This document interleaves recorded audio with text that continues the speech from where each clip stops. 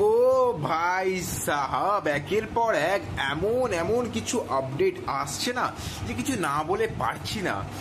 এই তো আজ তুফান রিলিজ করলো বাংলাদেশে, আনফর্চুনেটলি আমি দেখতে পারছি না। কিন্তু দুঃখের বিষয়টা আমার কাছে এটাই যে আমি তুফান দেখতে পারছি না। কিন্তু এর সাথে একটা হ্যাপি নিউজও রয়েছে যে আমি দরদের টিজার দেখলাম। তো কেমন হলো টিজারটা? তো টিজারটা দেখার সময় আমার মনে হচ্ছে এটা একটা সাইকো লাভ স্টোরি হতে চলেছে। আর আমার মনে হয় শাকিব খানের মাল্টিপল পার্সোনালিটি ডিসঅর্ডার রয়েছে এখানে, যত সম্ভব আমার মনে হচ্ছে। আর একটু হটকে কিছু আমরা দেখতে চলেছি এখানে।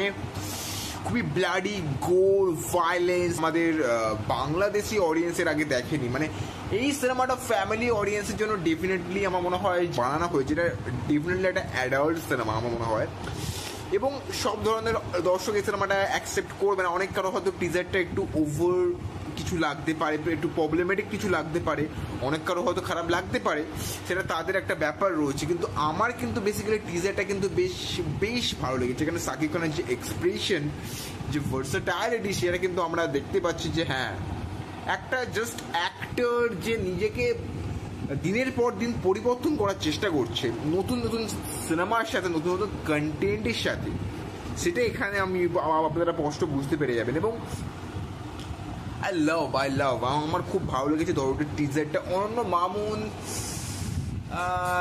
ডিরেক্টর হিসেবে কেমন আমি তেমন কিছু বলতে পারবো না, কারণ ওনার সিনেমা আমি এর আগে দেখিনি, দেখার ইচ্ছাও নেই আমার ডেফিনেটলি। বাট ওনার ক্রাফটটা আমি ঠিক জানি না, বাট আমার মনে হয় এই সিনেমাটা একটা ভালো সিনেমা হতে পারে। কিন্তু তুফানের থেকে বেটার কিছু হতে পারে ট্রেলার টিজার দেখার পর।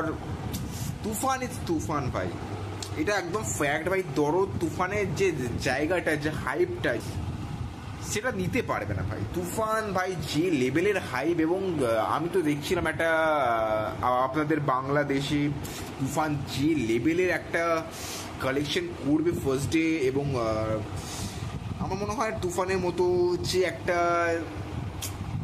এমন একটা কিছু জাস্ট হতে পারে না। আমার মনে হয় এরপরে শাকিব খানের কোন সিনেমা আসবে যে তুফানের মতো হাইপ বজায় রাখবে। তো ঠিক আছে, চলো, আমি এক্সাইটেড, ওকে দেখবো সিনেমাটা, কিন্তু অতটাও এক্সাইটেড নয় যতটা আমি তুফানের জন্য। তুফানটা যে আপনারা তো দেখে নেবেন, খুব এনজয় করবেন, কিন্তু আমার এনজয় করতে এখনো অনেক দিন বাকি রয়েছে, এখন 11 দিন বাকি রয়েছে।